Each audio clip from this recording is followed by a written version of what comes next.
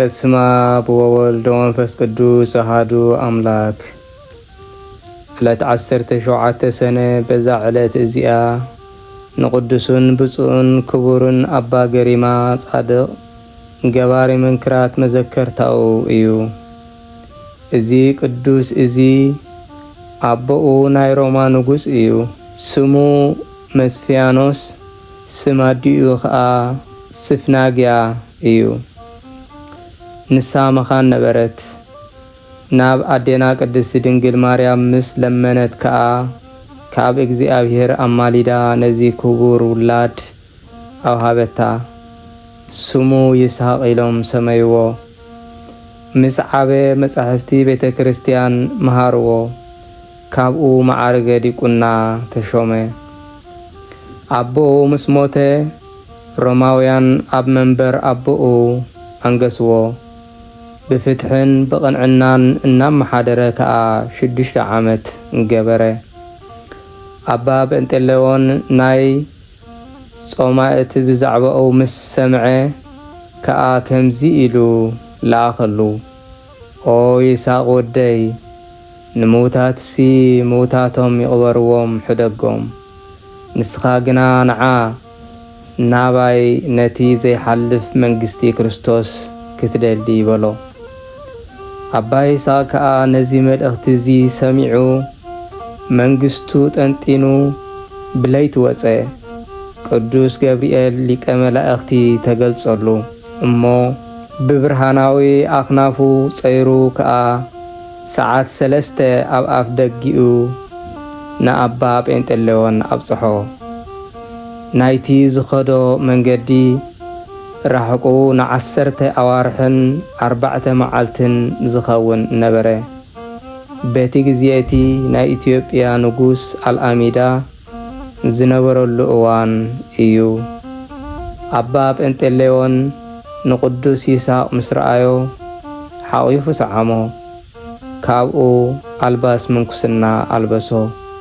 ንሱ ከዓ ነዚ ተቐቢሉ ቆርበቱ ኣብ ዓጽሙ ክሳብ ዝላገብ ብጸሙን ብጸሎትን ተወሲኑ ነበረ።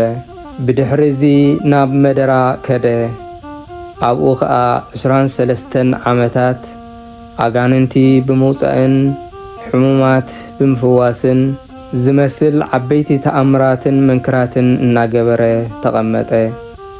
ሓደ መዓልቲ ንግሆ ስርናይ ዘሪኡ ምሸት ዓጺዱ ኣእትዩ ካብኡ መስዋእቲ ቁርባን ኣዕረገ።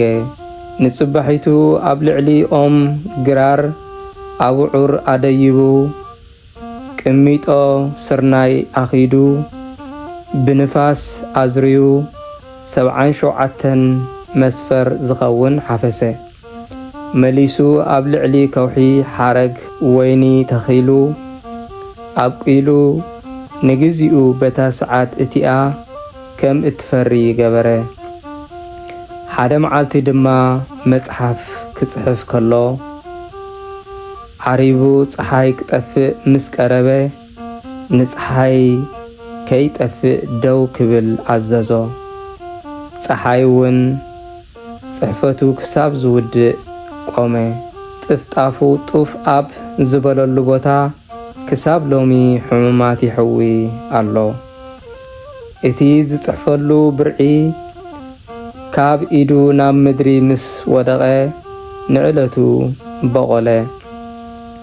ሓደ መዓልቲ ገለ ሰባት ናብ አባ ጴንጤሌዎን ከይዶም ካህን ይስሐቅ ምስ በልዐ ቅዱስ ቁርባን ቀዲሱ ኢሎም ከሰስዎ።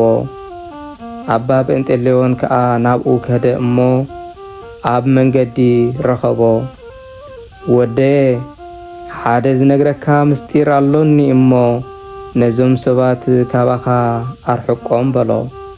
ቅዱስ ይስሐቅ ከዓ ግደፍ ሰብሲ ኣዕፃውን እማንን እውን ካባና ይርሓቁ በሎ።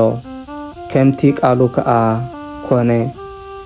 እቶም ኣብ ጥቕኦም ዝነበሩ ኣእማን ኮኑ ኣዕፃው 10 ምዕራፍ ዝኸውን ካብኦም ረሓቁ። አባ ጴንጤሌዎን ከዓ ወደየ ገሪምካኒ በሎ።